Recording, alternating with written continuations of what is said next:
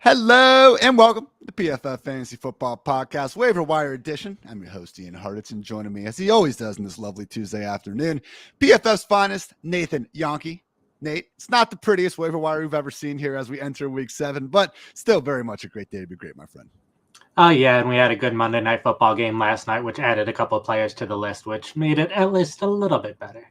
Good is one way of putting it. We had a good first half, I think, and we at least do have some takeaways from it in regards to trying to get these fantasy football teams, as always, on the right track to winning that championship. So Nathan and I are going to go through each and every position, talking about all the fantasy relevant players on the waiver wire this week. Before that, though, got to go through all the sheeshes from Week 6. As always, you can find my fantasy fallout column on PFF.com. I break down basically all the big plays that you saw if you watched the games, but if you didn't, you might miss them because box scores, as helpful as they can be, don't show you every single thing that happens. So pass catchers who could have scored or pick up big yardage with a better pass, nullified touchdowns, guys that got tackled at the 1 yard line, all that and much more after watching every single game, every single week for free, even at PFF.com. So want to quickly go through some of those highlights first, and it starts with Bears quarterback Justin Fields.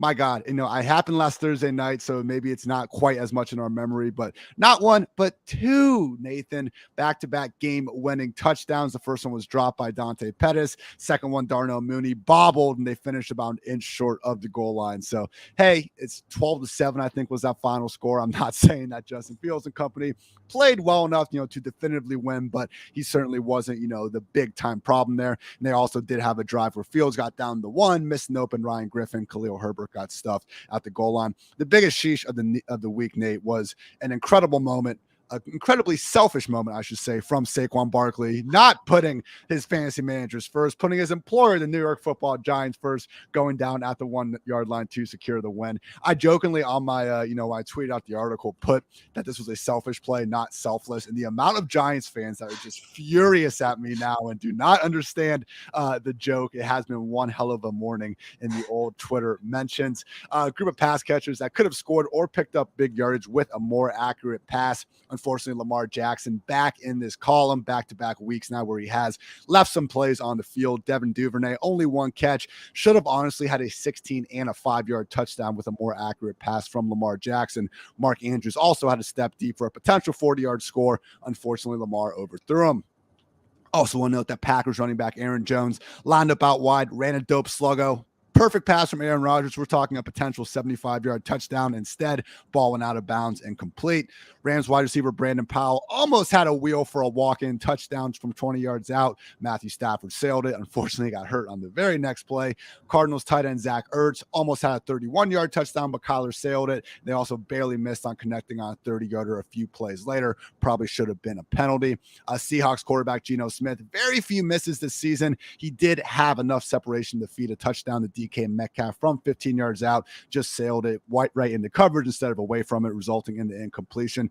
And finally, if you guys, were staying up for that Sunday night game, you certainly saw this one. CeeDee Lamb got wide open deep. James Bradbury literally fell down on the play. Unfortunately, Cooper Rush was under too much pressure to get an accurate pass off. So I don't know if it would have been a 60-yard touchdown. At a minimum, though, we're talking 30-plus yards, which when you add up those fantasy points at the end of the week, we all know can make a big difference. 6 big-time drops that you just hate to see. Could have been big plays and or touchdowns. Curtis Samuel should have had a 40-yard touchdown from Carson Wentz. Unfortunately, bounced off his chest into the ground. Jamar Chase, we love it. Awesome game, 130 yards and 2 touchdowns. Should have had 3, man. 29-yard score in the breadbasket. Unfortunately, dropped that well before he had the big game. We had Ray McLeod go out there, have a potential 50-yard catch, bounce right off his chest. Actually, a pretty good game from Jimmy Garoppolo. If you went back and actually watched that, Ray had the big miss. George Kittle had a play where It looked like Jimmy G was telling him to go in the back corner of the end zone. Kittle kind of leveled it out, ended up being an overthrow, and there's another drop down the seam from their other tight end. Would also note Buccaneers wide receiver Russell Gage, back-to-back chances to score from the 11-yard line. First incompletion, going to give him a little bit of benefit of the doubt. Second one was charged as a drop, and rightly so. Giants wide receiver Marcus Johnson dropped a 5-yard touchdown, and Bills wide receiver Isaiah McKenzie dropped a 3-yard score. Don't be surprised if Khalil Shakir continues to stay involved. Was not a good game from Isaiah McKenzie. One really interesting one that you would not have seen without the all-22. Amari Cooper ran a nasty double move to get open from 23 yards out. Jacoby pump fake, and right when he went to go throw it, he got sack stripped, so he didn't even get a chance to target Cooper on the play. That was the direction he was looking to go to.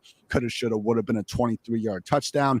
If you guys saw that awesome Chiefs-Bills game, you saw Marquez Valdes-Scantling nearly have that first touchdown of his Chiefs career on that nice sidearm from Patrick Mahomes, 15 yards out. Unfortunately, illegal man downfield, and he was actually ruled down at the 1-yard line, making matters even more sheepful. Next play, Travis Kelce had a 15-yard touchdown in his hands. It just got knocked out at the last second. Drive ended in an interception. Final point here, Cowboys wide receiver Noah Brown, truly one of the season's best catches. Out of bounds, though. Could have been a 12-yard touchdown. Initially ruled a 12-yard touchdown. Further replay showed he did have 1 foot out of bounds. So last thing here, actually, if you want to look at just the unrealized air yards, and we have our air yards by low model, Josh Hernsmeyer, exclusively at PFF.com. But one easy way just to see the wide receivers that had a ton of downfield opportunities, couldn't quite make it work, though, for one reason or another. You take their receiving yards and you take their air yards. The difference of those shows who had the most leftover opportunity. Number 1 on the week in unrealized air yards, Amari Cooper with 126. Hey, Bill Belichick, Patriots, we know what they can do. Number 1 options, obviously, was not Cooper's day. At least he did salvage it with that touchdown. Romeo Doubs, 95 unrealized air yards. Alan Lazard, 84. Not a good day for that Packers passing game. Also have Michael Gallup and Marquise Brown popping as well. So that is the Week 6 Sheesh Report. Again, you can catch all that and much more on PFF.com. Always get that pubbed on Monday nights. So, we can have one last cry together before moving on to the following week. So with all that said, everyone, let's get on to the main event, and that is the Week 7 waiver wire. And it is ugly, Nathan. I don't think there's really anyone on the wire this week that's going to be available in most leagues that you need to be looking at as a must-get stash. I don't think there's going to be these 3-down running backs out there, or even really that many that have that in their range of outcomes here anytime soon. But first off, let's look at the quarterback position. A lot of important buys this week with Josh Allen, Jalen Hurts out of the picture. People are going to now, in terms of ESPN being available in leagues top 3 this week. Nathan, we have Trevor Lawrence at 55% availability facing off against the New York Giants. Justin Fields 27% owned at the Patriots. Daniel Jones 26% owned at the Jaguars. I feel like Fields going into Foxborough, if you have all these guys available, we prefer Trevor Lawrence this week. Yeah, Lawrence, he had 3 touchdowns this past week. They were running the ball a ton, but they were efficient passing when they needed to pass. Lawrence has been very good. He hasn't been playing that well all season, but in terms of fantasy purposes, he's been playing well this season, getting enough touchdown passes, getting enough yards. So he's someone that can fill in for bye week this week, fill in for bye weeks over these next couple weeks. And I'm also going to apologize. People are going to be working on my roof, so if you hear background noise, I'm sorry about that.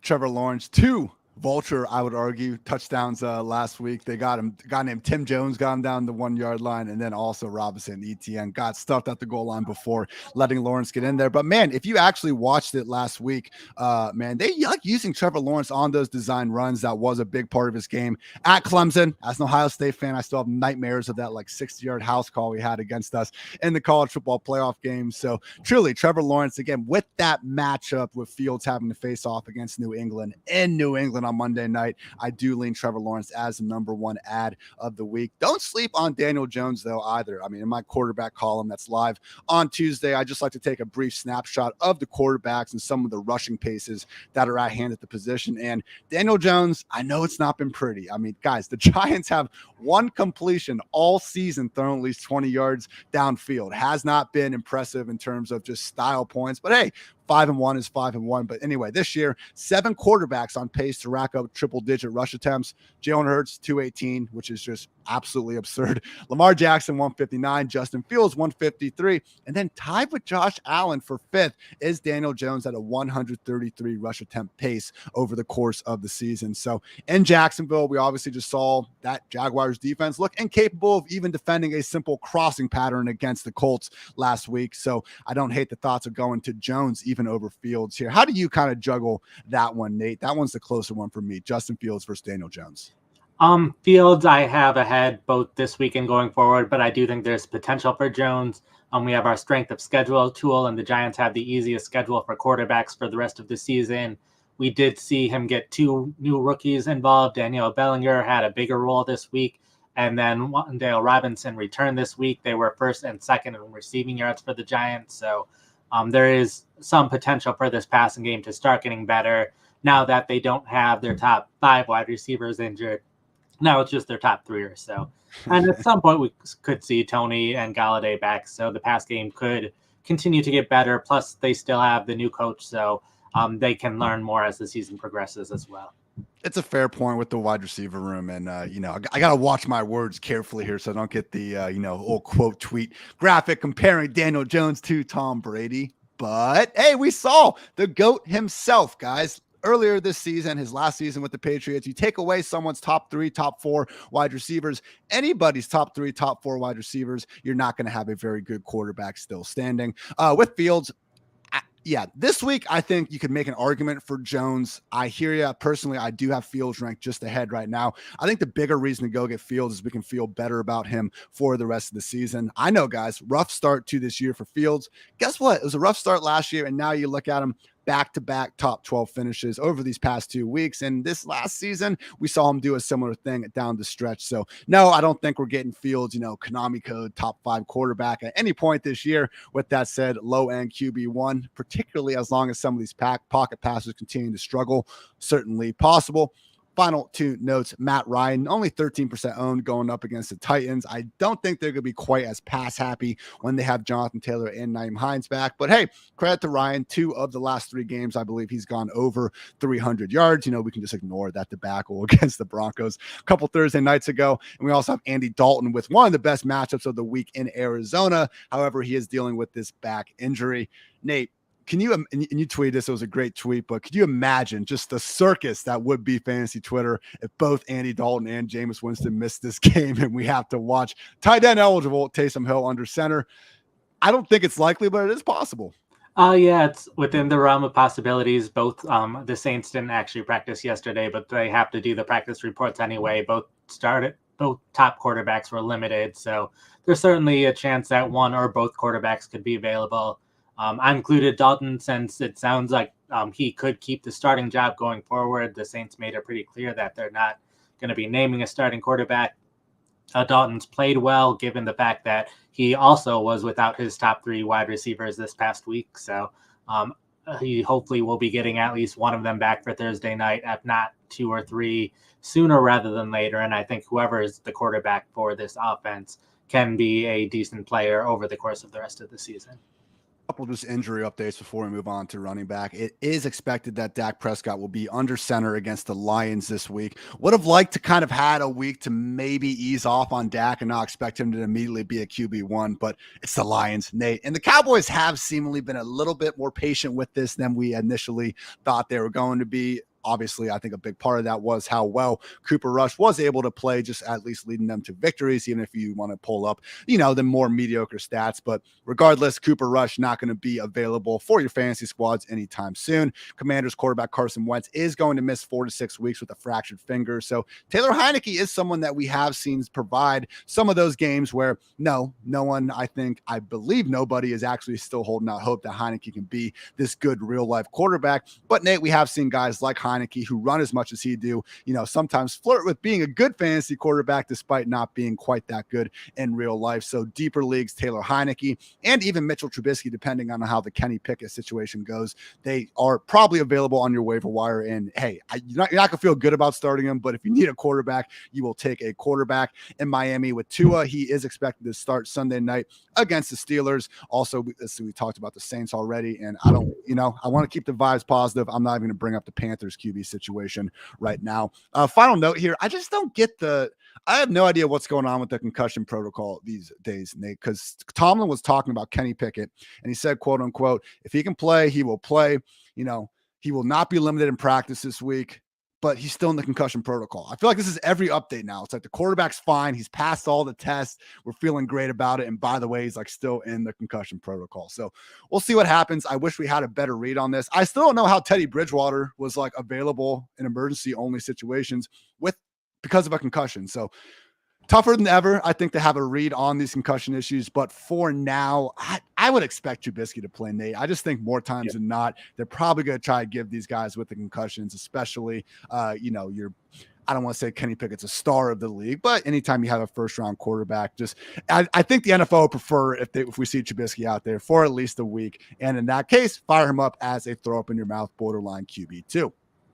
Oh, yeah. No one wants to be the first team to bring someone back too early from a concussion now and be the team that looks bad for doing so. So I could very well see some of these quarterbacks be out. And I think with Bridgewater, it was just he wasn't the one practicing with the starters all week. So keep the guy in who was starting, even though I had multiple leagues where I had Skyler as my starting quarterback. And then Teddy ended up scoring more points on my bench.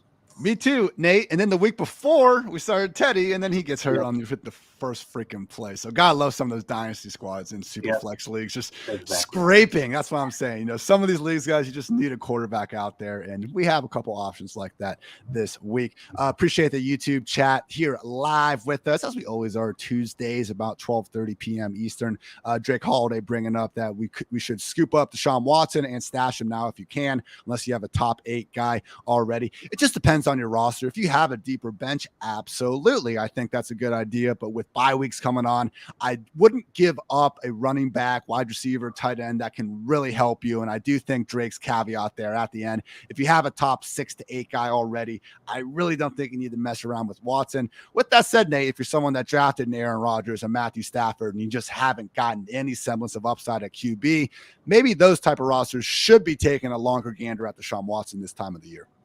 Oh, yeah, I think it just completely depends on how big your bench size is, if there's room for him or not. Like, I feel like Kenny Pickett's kind of similar. He's someone I probably don't want starting now, but by the end of the season, he might be someone that has the upside to be a starter. So I kind of view that similarly, where it's a high upside guy that maybe will help you win games in December.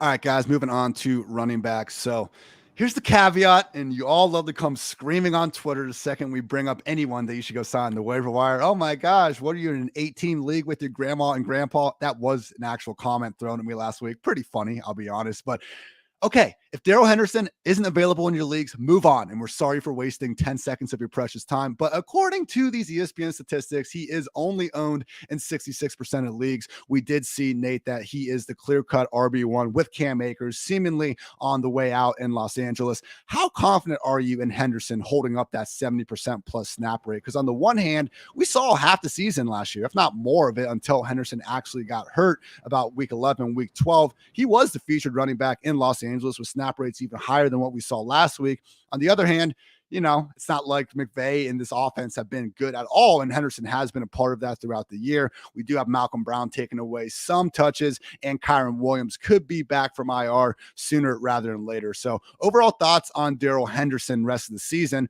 And hey, you do release your rest of the season rankings every single Tuesday morning at PFF.com. So if people have any other questions like that, make sure to go check out Nate's article.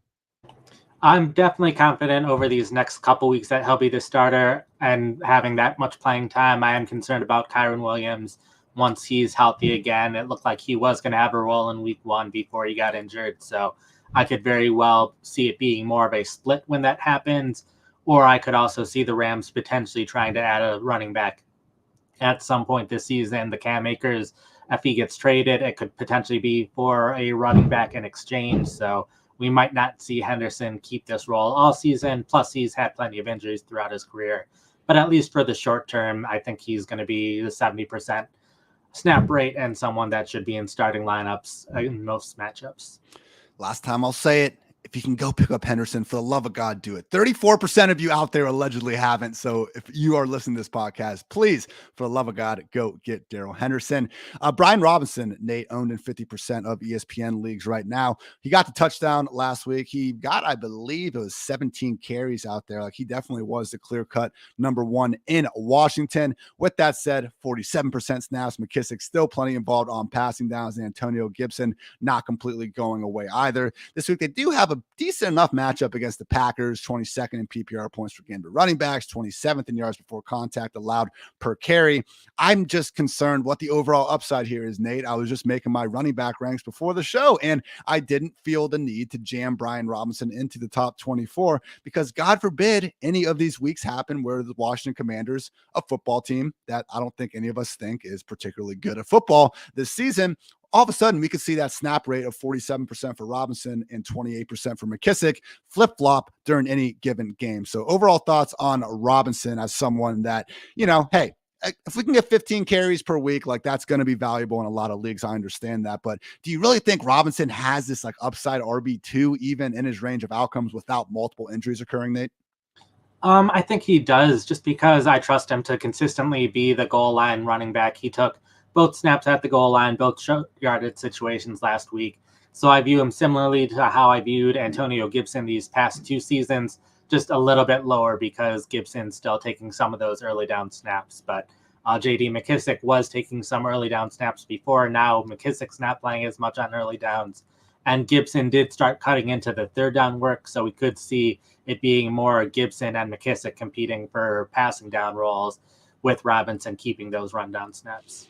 Great story. I always got to add that caveat as I just shit all over Brian Robinson's future fantasy upside. It's a fantastic story, just like Alex Smith was in Washington a few years ago. I am just remaining doubtful on if we are actually going to get serious upside unless Gibson gets hurt. If Gibson gets hurt, it's going to be tough to keep Robinson out of the top, 18. If McKissick and Gibson get hurt, all of a sudden we're looking at, your Kenneth Walker, your Mondre Stevensons of the world where, hey, there's nobody else to take away their snaps. Might as well fire him up as an RB1. For now, Brian Robinson, good, not great addition. For the Fabsters out there, Nate, like, Henderson to me is someone where if you want to go to your 40-50% just to lock down like a legit RB2, that's fine. Brian Robinson, though, for me, more than about 25% fab seems a little pricey. How are you feeling with the fab on Robinson?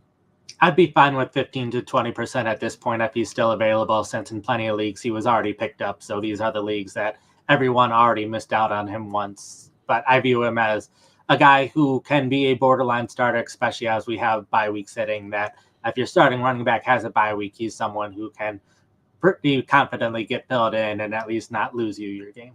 That is true. We talk a lot of times, just more so in groups, borderline RB2, low end RB2. And then we have that in our minds for the first 5 weeks of the year. And then buys come into play. And it's like, oh, this guy that I thought was outside the top 24 is now, my RB17 or whatever on the week. So always something to keep in mind there. The ever evolving Denver Broncos backfield. If you guys caught that Monday Night Classic, we now have a new RB1 in the name of Latavius Murray. 49% snaps, 15 carries, 1 target. Mike Boone is out there for 35% snaps, just 1 carry and 2 targets. Melvin Gordon, only 15% of the snaps, 3 carries. So, Nate, I feel like, not that we spend all podcasts here patting ourselves on the back, but this was kind of our thoughts on this backfield.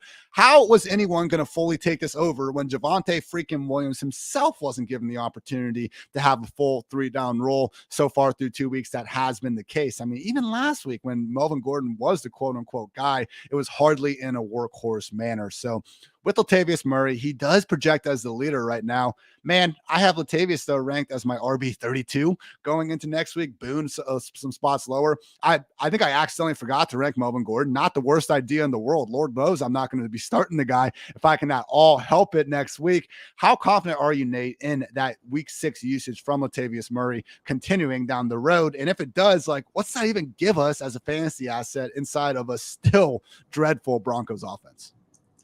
Yeah, I'm slightly confident. I really want to see it one more week to make sure. We did see in that last game that Williams was playing, Melvin Gordon basically wasn't playing in the first half. So for me, it wasn't all that surprising that they were ready to not have Gordon not have a large role in the offense, since that's what they tried to do 2-3 weeks ago. So I could very well see Murray being the lead rusher going forward. I would say drop Gordon a week from now if he continues to have this role. But I think it'll basically be a classic two-back committee. One guy's the rundown back, the other guy's the pass down back. And it will largely depend on how good the offense is doing in general for how good Murray will do in fantasy leagues. So we're holding Gordon for one more week if you can. We are definitely not starting the guy this week. Please, for the love of God, do not even think about it. Not even as a joke. Mike Boone's someone that just isn't getting the usage to feel good enough about starting either. And honestly, Nate, again, I just wonder what the overall best case scenario here is. Like, yeah, if Nathaniel Hackett decides to turn over the entire backfield to Latavius, okay, it'll be fine. You can say that about any backfield in the entire NFL, though. I just think Hackett's history this year, his history of being with the Green Bay Packers, who don't really turn the backfield over to a single running back either. I am likely to let someone else outbid me on the waiver wire for Latavius Murray. We said 15 to 20% for Brian Robinson. I think that's also an appropriate amount for Latavius Murray. What say you? Murray's available in a lot more leagues, so a lot more people will be bidding for him. And it really just depends on how desperate you are for a running back at this point, since in some leagues, all of the starters are gone, most of the backups are gone, so Murray might be the best option that you'll see on the waiver wire for a few weeks in some larger leagues. So I'd be fine bidding a little bit more in those kind of leagues. But if you're in a 10-team league or a league with lighter benches, don't be bidding too much for Murray. Can you guess what the Broncos rank in overall scoring, Nate? Not very high. Dead last, actually. What that guy finish? Dead last? Okay, yeah. That's the problem with Denver right now. We have to, again, continue to readjust some of the assumptions we made before the seasons. And one of those big misses was the idea that Denver was going to be a great offense, and they have actually been literally the opposite of that. Another guy that is not owned at all. Again, Latavius Murray, only 8% of ESPN leagues at this point. Kenyon Drake, one of your top 5 to add of the week, Nate. And I was actually impressed with what he was able to do out there. I mean, only 10 carries, but cleared the 100-yard mark and just actually showed some burst for the first time all season. Remember, Dobbins missed the first 2 games of the year, and Drake really had a chance to take over as the guy, and he just didn't, man. They just really went away from him, Mike Davis. Nobody was effective. Now, maybe you could argue some of that on the banged up offensive line and the Ravens just not really doing a good ball, setting him up for success. We've seen J.K. Dobbins come in and average 3.5 yards per carry. So might have been a little harsh on Drake to start the season, but after last week, looking pretty good. And this is now back-to-back weeks where he has not only been involved in this offense, he's outsnapped J.K. Dobbins as the RB1. Last week, he even out-touched him with 12 combined carries and targets, just 7 for J.K. Dobbins. So look, I still give Dobbins a slight benefit of the doubt. I believe they said after last week that while Dobbins didn't hurt his knee, it was sore, which is not good. Like, I would rather none of that be, actually part of the conversation with J.K. Dobbins. To me, both these guys, as it stands, are mid-tier RB3s that I'm not feeling good putting in the lineup. With that said, Nate, we are in plenty of leagues where we will take 10-plus touches if we can get them. It does seem like that is now in Kenyon Drake's weekly range of outcomes. I would just be picking him up for the short term. Dobbins, they said his knee tightened up. He missed the last 40 minutes of the game, so it's basically all Drake for those last 40 minutes. We saw Justice Hill playing above Kenyon Drake for the start of the season, and Hill could be back sometime soon. Gus Edwards is getting closer and closer to coming back. It could be as early as this week. So we have 4 different guys plus Mike Davis getting some goal line work. But other than that, though, it's going great. But we could see Drake this week if Dobbins misses this week, if Hill's not ready, if Edwards isn't ready. Drake could be the one guy again this upcoming week. So I'm okay with him if you need a running back this upcoming week, if these other guys remain hurt or if only one of them is healthy. But long term, this could be a very ugly 4-man committee at some point this season. And we kind of saw that scenario play out last week with Eno Benjamin. He wasn't someone that we wanted to use a bunch of fab on because we saw the potential for him to just be right back in a committee or be in this backup. But all of a sudden, the guys that are in the mix, if all of them are hurt, which there is a chance that, to your point, Justice Hill, J.K. Dobbins, they are out potentially, and Gus Edwards still not officially activated off the pup, then it could be the Kenyon Drake show. Certainly being used well ahead of Mike Davis, and a juicy matchup this week against the Browns. 29th in PPR points per game allowed to running back. backs, 26 in yards before contact allowed per carry. So Kenyon Drake, I agree with the comments, consensus opinion going on right now. Definitely not someone we're going to be using a bunch of fab on. But hey, if you're getting killed on bye weeks and you need a running back to compete, there is a chance that Kenyon Drake, again, if Dobbins and Hill are ruled out and Edwards stays out of the picture, like if all those things come to fruition, Nate, I don't think Drake's going to be an RB1, but all of a sudden he's probably going to find his way into our top 24.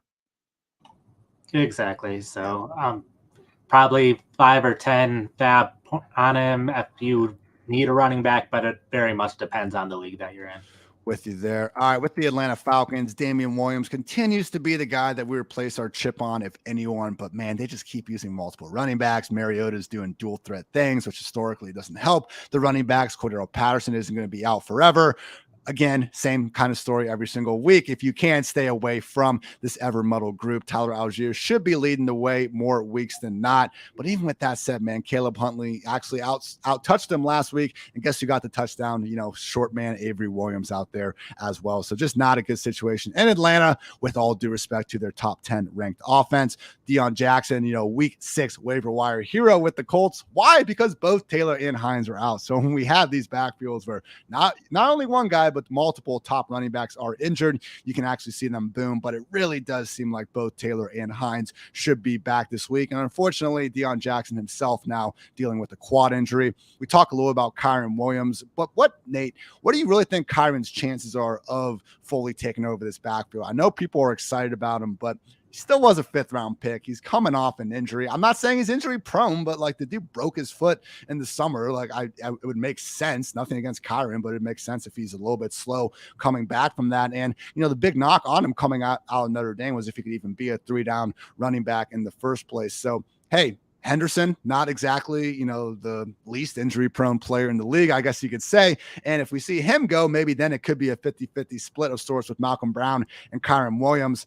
I'm fine in deeper leagues because, hey, you don't have too many running backs out there on the waiver wire, period, in some of these deeper leagues that even have a small chance of getting a bigger role. But if I just had to do like percentage odds of Kyren Williams overtaking this backfield with everyone healthy, I'd only put it like a 5 or 10%. Oh, yeah, I don't think it's too high. It helps if you have a spot on injured reserve that you can stash him on for a couple weeks. That certainly helps. He is the player most widely available out of these running backs that we talked about. And the big upside with him is the Rams are a team that haven't been afraid to give all of the carries to one player in the past. So Williams could be the guy where he's getting 10, 15 carries a game, and then Darrell Henderson is, again, reduced to a passing down role. And if that's the case, then that's probably good enough in plenty of fantasy leagues. So while it's not a huge chance that it happens, the fact that it's a backfield where someone can be the clear lead guy, unlike the Baltimore backfield where it takes everyone being injured for anyone to have a chance at that, that's where the upside lies. Also got to keep an eye on this Carolina Panthers situation. They're talking about listening to trade offers for Christian McCaffrey, always followed by but it's not going to be easy. They're going to need to give up a lot to get this running back. Just such a broke offense, man. I'm almost team Robbie Anderson at this point, Nate. Like, come on. Did you watch that game? Philip Walker, shout out to PFF's old co-host with us, Andrew Erickson, now doing great things over at Fantasy Pros. But Andrew found the stat. Philip Walker had -1 air yards passing. A starting NFL quarterback who didn't get hurt until the second half had -1 air yards. This offense has been such a joke all season long, and Robbie Anderson gets upset, and now he's like public enemy number 1 of America, man. I do not. If you want to be mad at anyone, be mad at Steve Wilkes and that joke of a performance that he put on last week, coming in as the interim coach. So yeah, Christian McCaffrey in Carolina for now. We know what we're doing there. What happens if Christian McCaffrey does get traded or if he does get hurt, Nate? I thought that Chuba Hubbard might be the lead guy. Again, we've kind of had this usage in the preseason with the first team early on in the year, going a little bit back and forth. It does seem like more so recently, though, Deontay Foreman should probably be the handcuff over Chuba. Yeah, I think it'll be a case where they will both see significant playing time. They both can play in any situation. They both tend to be more early down backs, but they don't have a clear passing down back outside of those two. So I think Foreman would be the one seeing the majority of carries and the majority of targets. And for as bad as Carolina's offense is, they are giving everything to their running backs, which, yeah, a lot of that's because they have CMC at running back. But they could continue to rely heavily on the running backs because that's what they've been doing. So again, someone that's available in 97% of leagues, someone that you can stash on your bench if you have larger bench spots, but he is unlikely to be a consistent fantasy starter and probably relying heavily on whoever Carolina is facing that week. Every week in my running back article, I have a handcuff index for every single NFL team out there. And there's basically 4 tiers of it. I have the Panthers in tier 3, basically defining that as there'd be a usage bump, won't prevent the team from continuing to use a committee of sorts, though. And there's not a guarantee these handcuffs will even crack the position's top 24 should the starter go down. That's the thing. If you take McCaffrey out of this offense, with McCaffrey, they're implied to score a week low 15 points. So, 18 combined carries and touches. Unfortunately, not going to go very far in Carolina unless you're, just the best running back alive like Dameon Pierce in Houston, and you're able to just completely, just turn around your team's entire direction on offense. I like Deontay Foreman. Nice story coming back from the Achilles. Don't think he quite has that in his range of outcomes. Guys, before we get on to wide receivers, I want to give a quick few shout outs to some of our lovely sponsors out there. First up is going to be our friends over at No House Advantage. No House Advantage is changing the game by offering the most dynamic fantasy sports platform available today, playing pick'em contests versus other people for the shot at winning $250K plus in cash. Download the app, choose a contest, select your player props, earn points for correct picks, and climb the leaderboard for your shot to win big money every day. You can also test your skills versus the house and 20 times your entry if you hit all your picks. Bet on up to 5-player prop over-unders or individual player matchups across every major sports league, including NFL, NBA, MLB, PGA, MMA, and NASCAR.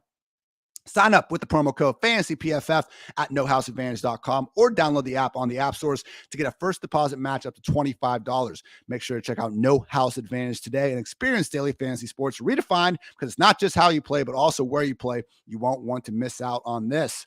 Also love our friends over at Western and Southern. The PFF Fantasy Football Podcast is sponsored by Western and Southern Financial Group. While you focus on your roster moves, Western and Southern helps advance your money moves. Buying your first home, I am soon. Plan to start a family, trying to. It's tough to find someone to do that with when your last name is Hartitz, though. Wondering how to make your money grow? I would love to. Western and Southern's playbook of life insurance, investment, and retirement solutions helps you rest assured on game day. Team up to understand needs and address goals with a game plan built just for you. Get started today at westernsouthern.com/PFF. Finally, folks, got to do our sleeper segment of the episode. Always love our friends over there at Sleeper. In my humble opinion, the best place to go host your redraft or dynasty fantasy leagues. And Nate, we got to go with our waiver wire pickup of the week.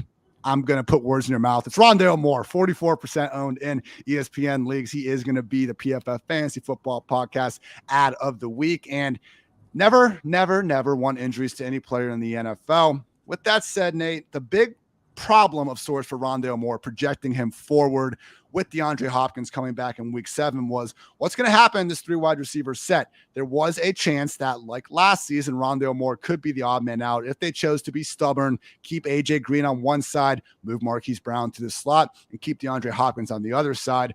Unfortunately, with Marquise Brown expected to miss a good 6+ weeks, with this foot injury he's got. Not the season. Luckily, we did get that news. So not season ending per se, but definitely going to miss a big chunk of time. It does seem like Rondale Moore is now safe in that slot and really cemented, man, as a top 3 option in this passing game. We got past the Greg Dortch test. We got past the hamstring pull, Nate. Rondale Moore, man, I get it. I've seen this Cardinals offense. With that said, I think he could be a volume-based PPR wide receiver 3. That's pretty much how we were treating Greg Dortch by the end of, that nice little stretch he had weeks 3 and 4. I think Rondale Moore can obviously have a little more upside than that. But overall thoughts on Rondale's rest of the season role here with Marquise Brown, unfortunately, out of the picture. I'm excited for him. We saw him play above AJ Green in 2 wide receiver sets. He was on the field for 16 of 17 of them this past week. So already playing above AJ Green, which was great to see. Obviously, with Hopkins coming back, he probably won't see as much time on the outside, but there's at least a chance that Moore could continue to play above Green, play above Robbie Anderson on the outside in 2 wide receiver sets, or at least rotate in and out. So he will still see significant playing time, significantly more than he would have last year, even if he just had that slot role. He has 13 receptions over these past 2 weeks, which is top 10 among wide receivers. And the Cardinals have a difficult schedule going forward, which will mean lots of passing And even if they're facing good defensive backs, he still has a fairly low average depth of target. So it's not too difficult to get short passes in and see what he does after the catch, regardless of the quality of defense he's facing. So he's not going to be one of these top wide receivers who a defense will put a top cornerback across from him, shut him out for a couple games here and there. He's still going to get his design targets. So I think he's a fairly safe player that, yeah, he's probably not going to be a top 10, top 15 wide receiver going forward, but he's definitely someone that could be in starting lineups week in and week out going forward. I think very similar case as what we've seen with Curtis Samuel in Washington. The low 8-out role can help you overcome some of that, more volatile conditions from being in a bad offense. I am optimistic with Cliff Kingsbury and company turning things around to some extent, because they haven't just been terrible, Nate. That if they were just terrible all game, all year long, it'd be easy to kind of write them off. This is the 31st ranked offense in EPA per play in the first half.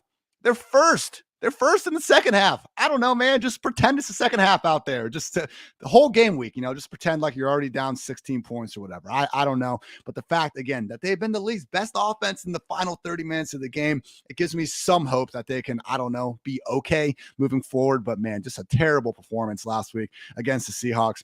Please. Got the Saints, 29th ranked scoring defense Thursday night here. Come on, Rondale. Come on, Hopkins.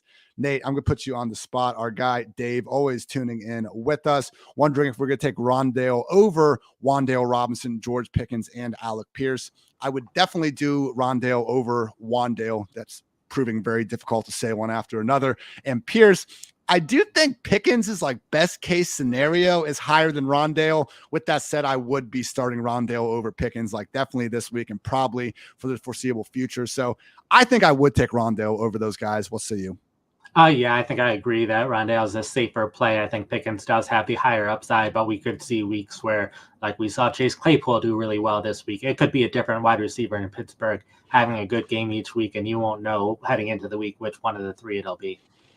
Got to keep bringing him up because he continues to not be owned in enough leagues for us not to bring him up. Romeo Doubs still just 61% in ESPN leagues. It's Doubs, Allen Lazard, and now Randall Cobb's even out of the picture, unfortunately, with that ankle injury. So could see even more targets centered around these guys. We just need Aaron Rodgers in his passing game to do anything, man. Again, I was talking about just how annoyed I was about the Panthers passing attack. And, a lot of times I'm trying to look up stats with something in my mind. I maybe think to look it up in the first place, not, exactly breaking ground there. But I thought the Panthers might be the only team in the league to actually not have a single game with 250 passing yards to this point, because I noticed that and was like, that is wild. I cannot believe they suck that bad. It's not true. There's actually 7 of them. And somehow, Nate, the Green Bay Packers are one of the 7 teams without 250 team passing yards. Now, Rodgers himself has cleared that a few times, but in the NFL, the sacks bring you back down. So just a broken offense. And, I do think they will get better to an extent. And even if they don't, if we just have this target volume centered mostly around Dobbs and Lazard moving forward, maybe a little bit of Robert Tonyan too, more on him in just a bit, I should see some slightly better days in Green Bay because it can't get too much worse at this point.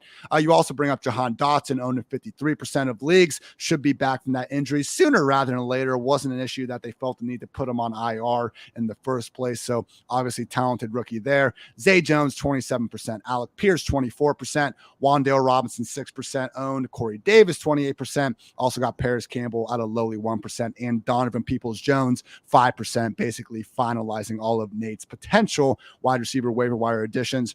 Pretty clear with those names, Nate. None of these guys we're even thinking about using more than, I'd say, 20%, 20% of fab. For Rondale and Dobbs, if they happen to be available, I would be willing to go up into the 30s, maybe even 40% to get those guys, because those are legit wide receiver 3s this week with the upside to be even higher. God forbid their passing games get their shit together even a little bit. Out of these other guys, though, again, Jahan Dotson, Zay Jones, Alec Pierce, Wan'Dale Robinson, Corey Davis, DPJ, and Paris Campbell. Who do you kind of prioritize the most out of this group, Nate, should they all be available? I think Wan'Dale is someone that you haven't seen the best of him yet. He didn't see that much playing time. They were easing him back into action, and even easing him back in was enough for him to be top 2 on the team in receiving yards. With how many injuries they've had in that offense, he definitely has the potential to lead the team in targets going forward. especially if Tony and Galladay aren't coming back anytime soon, which we really haven't seen much of an update on them. They just haven't been practicing. So Robinson could lead the team in targets. The team has been winning, and he basically has the role in what was the Bills' offense with what Cole Beasley had. Robinson fits that fairly perfectly. So, yeah, I don't expect the Giants' offense to become the Bills' offense anytime soon, but that's the coaching staff that they have and the role that they want Robinson to have in the offense. So I think he has the most potential out of the guys that plenty of them, after they haven't done too much this past week to show that they deserve to be on your team more than they did the week before, where Robinson's someone who is back now and stepped up. Rondale Moore, Romeo Doubs, big time teardrop, and then we're looking at Wan'Dale Robinson as the next top priority. I still think Zay Jones is someone we've seen put together some good games. Unfortunately, this Jaguars offense has been a little bit more up and down than we would prefer. Him and Alec Pierce, guys that, again, we've seen them have some nice booms. Do we really think Matt Ryan's going to be dropping back 50-plus times in games where Jonathan Taylor's active? I personally do not. So Pierce, Zay Jones, and Wan'Dale Robinson, guys that I don't think have the highest ceilings in the world. I agree with you, Nate. Wan'Dale does have a better one than those other guys because he's not sharing an offense with a Michael Pittman or a Christian Kirk or some of these other guys capable of taking away some of those targets. So that would be the next tier. And then after that, I think we have our Dotsons, Corey Davis, Donovan Peoples-Jones, and Paris Campbell. How about Corey Davis, Nate? I know you were super high on him last year and unfortunately got that season cut short by injury and was doing some actually good things before that. But here we are. It's week 7 and Corey Davis is the number 1 Jets wide receiver in receiving yards. And he's looking good out there, man. I tweeted out the video yesterday. He had this sick double move where he caught like a 50-yard pass from Zach Wilson, where if this would have been Elijah Moore or Garrett Wilson doing it, the clip would have been viral just before I even sent it out. But can this actually keep up with Corey Davis, someone that, yeah, he's annoyed us over the years in fantasy, but this is still a former number 5 overall pick that, whether we like it or not, Nate, seems to be Zach Wilson's preferred target. Yeah, and the Jets are preferring him as well. He was the only player to run a pass route on over 70% of the Jets' pass plays this last week. Before it was Garrett Wilson fighting for time with Corey Davis, but now Wilson's taking some of the time of Elijah Moore, Braxton Berrios, taking some of Moore's time while Wilson has mostly just played in the slot. So Corey Davis was someone that seemed like they were going to slowly phase him out of the offense for these other 3 wide receivers. But now Davis is the one that's not losing playing time to anyone. So just the fact that he's the top guy on a winning team, probably at least worth some consideration, which we could see the situation change at any point if any of these younger wide receivers start to see more playing time again rather than less. But if they keep winning, they keep staying in 2 tight end sets, and Davis is one of the 2 wide receivers on the field. Absolute wild times we live in, but we got to adjust the ranks accordingly. Over at tight end, Hayden Hurst continues to be the top suggested ad of the week. He has come back just fine from that groin issue and back-to-back weeks playing, a near full-time role in that Bengals offense. He didn't get the touchdown last week because he's not going to be featured ahead of Jamar Chase, T. Higgins, or Tyler Boyd more weeks than not. Still someone that can get into the end zone pretty often, though, just by virtue of being basically, again, a full-time member of a Joe Burrow-led passing game, and God forbid something does happen to any of those wide receivers, he will get a nice bump up in the ranks. So still only owned in 51% of leagues. He's got the Falcons this week, bottom 3 defense in pretty much any tight end metric you want to look at. That's why we were so on George Kittle last week. Hayden Hurst, the top priority ad at tight end. Again, someone that I don't see him, all of a sudden vaulting into top 5, top 6 territory. So I don't think you need to really go out there, spend more than 15% fab on him. Don't get too carried away. With that said, likely the best available option. A couple other guys, though, Nate, popping up here a little bit. Greg Dulcich, just a sad day for some Alberto truthers out there, but Dulcich comes out just an incredible first touchdown, Nate. His ability to get that separation. No, I'm just kidding. Like, they didn't guard him and he just kind of waltzed into the end zone completely uncovered from 40 yards out, but almost had a second touchdown before the half. I don't want to call it a drop, but Russ did kind of get it there off his fingertips. And just the most surprising thing was his ability to come in there and really have a near full-time role. So Nate, comparing again, Greg Dulcich versus someone like Robert Tonyan, who had, more box score juice, but maybe not quite as big of and good as underlying metrics. How do you kind of compare, again, Tonyan versus Dulcich here for guys that are looking beyond Hayden Hurst? They are very similar in their roles, coming from similar coaching staffs, but they both are on teams that like to have a lot of tight ends in rotation, and they both have the passing down role. And they both played in games last week where they were doing a ton of passing throughout the game. So it was the receiving tight end who saw a lot more playing time than usual. So I do think his playing time will decrease if the Broncos offense starts playing a little bit better. They prefer to do more two tight end set stuff.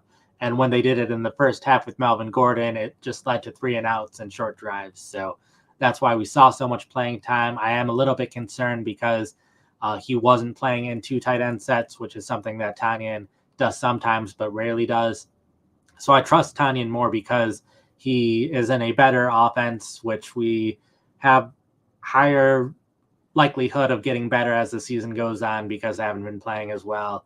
And he has a bigger role in the offense where I think Greg's a good story and had a good first game, but I don't think he will be as consistent because it's hard to be someone who only plays in one tight end sets. For Henry, someone still available in 63% of ESPN leagues. He's currently owned in 37%. Guy's first touchdown in a while last week. I will say this was a game where Jonnu Smith, it was his first game back from injury. Jonnu actually looked healthy, man. He had a pretty nice 50-yard catch and run, broke a couple tackles, looked like the Tennessee Titans Jonnu that the Patriots, I'm sure, thought they were getting when they gave him $50 million all the way back, 2 freaking years ago. But with Henry, Nate, how confident are you in that every down role continuing? I know he's had these last 2 weeks, but we also had a good 4 or 5 weeks to start the season that showed us that it's going to be split up more times than not when both these guys are healthy. Yeah, I'm not super confident in him. It was good to see that his target share was a lot higher since there were 2 things working against him this season, both his routes that he was running and how often he was targeted per route. So even if his routes do go down a little bit, seeing him get targeted a lot more was a beneficial sign. So if the Patriots offense continues to play well, and if they continue to use 2 tight end sets a bit as well, since they've had some injuries at wide receiver over time. So Henry's not going to be a top 5 tight end anytime soon, but he could be a matchup dependent tight end that you put in your starting lineup if he has a good matchup that week. Final 2 tight end notes we want to make. Again, if you're in one of these deeper leagues, maybe a tight end premium where a lot of people have been, scooping up multiple tight ends throughout the year, the pickings are slim out there. Hey, when we can get a full-time player, that's sometimes all you can ask for. Beggars can't be choosers at the tight end position sometimes. And we kind of have 2 emerging here, Nate. Daniel Bellinger, who did score a late-game touchdown for the Giants in their win over the Ravens, 94% snap rate. And we also have another injury-induced situation in Tampa with Cade Otton potentially now taking over with Cameron Brate, unfortunately, suffering his severe head injury as well. So Cade Otton, someone that 2 weeks ago when Brate was out, played 94% snaps himself, even in a game with Kyle Rudolph also active. So personally, Nate, like for me, I'm just going to take the Tom Brady offense over Daniel Jones offense. With that said, Daniel Bellinger might be the guy with more of a long-term role depending on when Brate is going to be healthy enough to return, if he's going to be healthy enough to return. So overall thoughts on Bellinger and Cade Otton for really tight end needy rosters. I prefer Bellinger just because he's the top 1 or 2 options in the Giants receiving offense, where in Tampa Bay they have multiple future Hall of Fame wide receivers for him to compete with. So Bellinger, one of 6 tight ends this season with 1.35 yards per route run or more on the season and multiple touchdowns. So he is seeing good efficiency, even though it's a bad offense, and he has been a red zone target. And he just surpassed Tanner Hudson taking the 3rd down snap. So that was a big reason why his snaps increased this week. And I think that's sustainable. I think they wanted to get Bellinger to this point, and now he's finally there. So I think he will be a featured part of the offense going forward. It'll depend on how good the offense is doing, if he can be a fantasy starter going forward. But I think he has a higher floor than a lot of other tight ends in the league right now. Just to recap everything we've just talked about, everyone, at quarterback, top streamer of the week is going to be Trevor Lawrence ahead of this matchup against the Giants. If you can't get him, Justin Fields probably does present a little bit better rest of the season outlook overall, but he is in New England this week, so not the best matchup. Daniel Jones, someone you can also rely on lesser extents. Matt Ryan and Andy Dalton, if you're really freaking desperate, don't be afraid to take advantage of some of these injuries. Go after guys like Taylor Heineke, Mitch Trubisky, who have enough rushing upside to sometimes be better in fantasy than what we know they are in real life. At running back, if he's available, get Darrell Henderson. Okay, I'm done talking about Darrell Henderson for this. If he's not, then move on. Brian Robinson, someone as well that should be prioritized to an extent. If Henderson's available, we're willing to go up to 40% fab. Brian Robinson, more so someone we want to stop around 20%. Latavius Murray, even lesser extent there, more of a 15% fab. I am happy to let someone else go get Latavius Murray and also Kenyon Drake. The caveat with Kenyon Drake is if we see all these Ravens running backs miss time, J.K. Dobbins, potentially Justice Hill, Gus Edwards stay on the pup, it would really be setting up nicely for Drake ahead of this week's good spot. Mostly staying away from the Falcons backfield. Don't be afraid to sprinkle a little bit on Kyron Williams, Deontay Foreman, and Gus Edwards in deeper formats. Rondale Moore is the PFF Fantasy Football Podcast official waiver wire ad of the week. We are willing to go up to about 35% fab to get Rondale. Same thing with Romeo Doubs if he does happen to still be available on those waiver wires. Teardrop, Wan'Dale Robinson, only 6% owned right now in ESPN leagues. He does have more season-long upside over guys like Zay Jones, Alec Pierce, Jahan Dotson, and Corey Davis, just thanks to the fact that the Giants offense really still doesn't have an established pecking order in the passing game behind Saquon Barkley. And at tight end, Hayden Hurst, the top waiver wire addition again of this week, still only owned 51% of ESPN leagues. Also, don't sleep on Greg Dulcich continuing to stay involved, and Robert Tonyan. With that said, we know these offenses do like to use multiple tight ends, and it is going to stay that way. Won't see the same sort of counting numbers in weeks where they aren't forced to throw the ball as much. Hunter Henry, Daniel Bellinger, and Cade Otton also worthwhile pickups if you are especially needy. None of those tight ends are going to be guys that you're going to want to go overboard with on the fab. Hayden Hurst, the only one that I'd probably be willing to go even into the double digits. Sound about right, Nate? Oh, yeah, I think so. And I think it's worth mentioning we do have 4 really good teams on bye week, so plenty of your opponents will be trying to get some of these players too. It's good to keep an eye on who they drop because there's a chance who they drop is better than the guys that are currently on your waiver wire. Guys, it is 1:30 p.m. on Tuesday, and I'm looking at Nate's articles he already has out. It is ridiculous. Week 7, waiver wire targets, the 10 biggest reactions to NFL. Week 6, our freaking 5 to add, drop, buy low, and sell high with the waiver wire, and also Nate's rest of the season fantasy football rankings. Always just a nice little, tool to be able to look at. Again, reassess your priors. Make sure you're not leaning too much on what we thought, between February and August, and adjusting appropriately to what we have now seen through 6 weeks of the season. Anything else you want to go off your chest, my friend? Also have all of my recaps, so that's another 14 articles this past week. So I think I'm around 20 at the week so far.